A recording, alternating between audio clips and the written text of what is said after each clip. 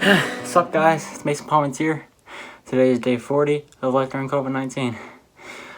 I'm tired right now. Just went for my run. Today's Monday.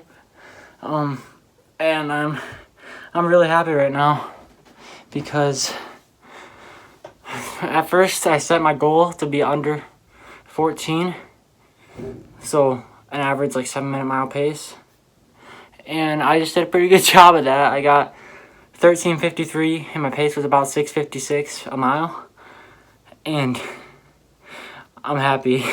I mean, that's the only other time I've gotten under 14 minutes on a 2-mile. Last time was during soccer season, and I wasn't nearly as conditioned. I was a lot more conditioned then than I am now. But yeah, I'm super happy about that. That was one of the big goals I set out for myself at the beginning of this whole workout routine I made. Only bad part is that it's a nice day out and I gotta go mow the lawn. I'm gonna give myself a little break though. It's a beautiful day out though. It's super sunny. It's a little windy, but it feels good in a way, especially when you're trying to sprint out the last mile so you get under 14. But yeah, I'm super happy about that. Gonna go mow the lawn soon. I have some homework to do because it is Monday. Otherwise, that's pretty much it for me. Yeah, that's all I really have. I got my goal, and I'm probably just going to keep working at that 2-mile until I can get maybe 13. That's a 6.5-minute mile pace. I don't know. I think I can do it. I think I can. I might just go for my mile time on Friday to see how fast I can do a mile in, because I'm kind of curious now if I can average under 7 minutes a mile for 2 miles. I'm sure I could get close to 6:30 for 1 mile. I guess we'll just wait and see. I'll update you guys when Friday comes. Until then, see you guys later. Hi everybody, welcome back to DTV's coronavirus coverage. My name is Rebecca Allen and today is Monday, April 20th. For today's video, I just wanted to talk to you guys about some recent happenings in the news that I wanted to kind of discuss with you guys today. I know that a lot of the videos that at least I have made for the video diaries have been a little bit more personal based, kind of what I'm doing for mental health and activities and things like that. But today I kind of wanted to talk about what is happening in the world, in the US, in the state of Michigan, and then also what is just happening on a nationwide level. I did compile a list of the things that I wanted to talk about in today's video. So if I am looking down, it is because I have my notes here because I don't want to get anything wrong. But most of the things that I will be talking about in today's video come from a few sources: New York Times, CNN, NBC, MLive, and ABC 12. These are some of the news organizations that I know I have been leaning towards, or that I just have on my personal feeds and things like that. So they're where I get a lot of my news from, but I also have just been reading articles from various other news sites that I might not have necessarily picked up before all of this started happening. So yeah, that's kind of what I wanted to talk about today, and I thought that I would start with the protest in Lansing. I'm sure that a lot of you heard about this. Of course, it happened in Lansing because that is the state of Michigan's capital, and it was a gridlock protest. So there was some traffic stoppage and things of that nature. I did hear that the group that was trying to get this protest together did say that they wanted to remain in their cars and things of that nature, but that did not happen. There's tons of pictures and videos on various news sites that actually show people out of their cars with signs up by the Capitol building, taking pictures and things like that. So obviously that protest happened in Lansing, but that's not the only call for the end of quarantine that we've been seeing recently. There's been other protests in states like Texas and in Pennsylvania, and then even as far out as in Brazil. The leaders of Brazil actually had to make a statement just the other day about the protests that they were getting in their region about the end of quarantine. So we are seeing a lot of that. In other countries, not just Brazil, but kind of jumping over to Europe, Instead of seeing protests, we've actually started to see Europe slowly ease the limits and ease the restrictions off of their citizens in response to COVID-19.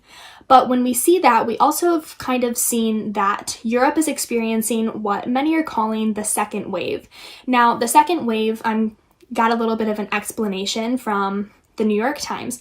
The second wave is when after a region experiences a decline in their number of cases of COVID, and then because of that, their restrictions loosen, what we see happen is that the number of cases begin to peak, and they're peaking for a second time. And they don't necessarily go to where they were the first time, but they do have a vast increase in a small period of time. Usually, if responded to correctly and viably, this second wave isn't supposed to be as or cause as much toil as the first one. But we do have a lot of countries who have seen maybe a plateau in their cases or maybe a small decline that have had things go up. And I have heard some people just say that the second wave is inevitable, and this kind of happens when you're experiencing a pandemic. It's kind of you make strides and then you kind of fall back a little. You make strides and then you fall back.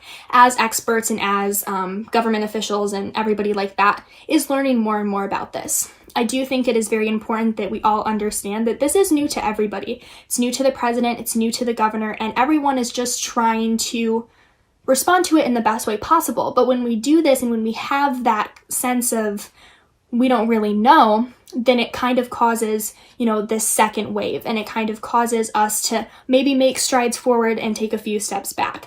And it's just a matter of making sure that we slow it. And this is kind of just the process that we're in. So we are starting to see kind of that process of trying to get rid of it, trying to, get the number of cases to go down and things like that. One thing that a lot of experts are saying, that I've read in a lot of articles, again, on the New York Times and CNN, is that the biggest component to reopening safely is going to be getting the number of tests to increase. So they want to increase testing availability. I know that is one of the things that they're really looking at, because when you are able to test, then you're able to not only treat that patient earlier, but you're also able to quarantine them so they cannot transmit it to anybody else. Hopefully, of course, that would be the hope. So we are seeing that. Now, President Trump, on just a U.S. national standpoint, has recently been stressing a reopen of the U.S. economy. Though various aspects of this reopen is kind of elusive, I've been trying to look for maybe policies that he's going to put in place and things like that, but I do still think that, of course, everything is still in its planning period and things like that. So I will try to keep you guys posted on the U.S. economy reopening, things like that, and kind of what he plans to do. But he has stated that that is something that he is looking at doing in the near future. So, as of course to anything, this is kind of the point that I wanted to end on. Whether it's a virus or whether it's a election year or something like that, you always have two sides to the story. You always have this spectrum. You always have this side, you always have this side, and then of course you have people that always lean somewhere in the middle. And this is also true for this virus and for this pandemic. So there's many sides to how we are going to approach the remainder of the shutdown, but also the virus as a whole. And I know that sometimes that can make it really hard to digest your news and try to understand what is true, what is false, what is right, what is not right. And so my tips to you are to, 1, be sure that the news sources that you are following are viable news sources. 2, don't follow just one. If you find one viable news sources, there are plenty more out there, so make sure that you are educating yourself by using multiple sources instead of just one. And of course, like I said earlier, just make sure that you are maintaining the thought and the mindset that this is new to everyone. And so there is going to be those two sides. And no matter where you fall, it is just important that you are educating yourself to the best of your ability. So make sure that you are watching the news. I know that is something that our advisors, Randy and Amy, always tell us, but there's a reason. Be educated on what is happening, especially because even if it hasn't affected you, it could, and it is happening right now. So follow many outlets, and of course, stay home and stay safe, and follow whatever your state government officials are telling you to do. And I will see you guys tomorrow with a little bit more of a lighthearted video and just kind of another video as to how I'm keeping myself busy. But yeah, I will see you guys tomorrow. Bye. Hello everybody, it's Seth Palmentier, back with Life During COVID-19, day 40. And today I'm representing the Pistons once again. Ben Wallace, power forward center, got us a ring, as well as Richard Hamilton, and I wore his jersey a few days ago. So yeah, anyways, I woke up today and DTV announced that Brendan Sullivan is going to Northwestern University to play football. So that's pretty cool. Good news there. And yeah, but today's been a productive day. I woke up, I did that, and oh, actually, if you did want to find out more info about that, there is info on our website, etvnews.org. That should be in the description. There's an article up that you can check out on there, and also on our social media there's a post regarding Brendan Sullivan and his stuff. So yeah, but anyways, woke up today, did my homework as well as that Sullivan stuff, and yeah, I took a shower, just got out, and probably have to go clean up bathroom. I have to split it with my brother Mason, so that'll be fun to do.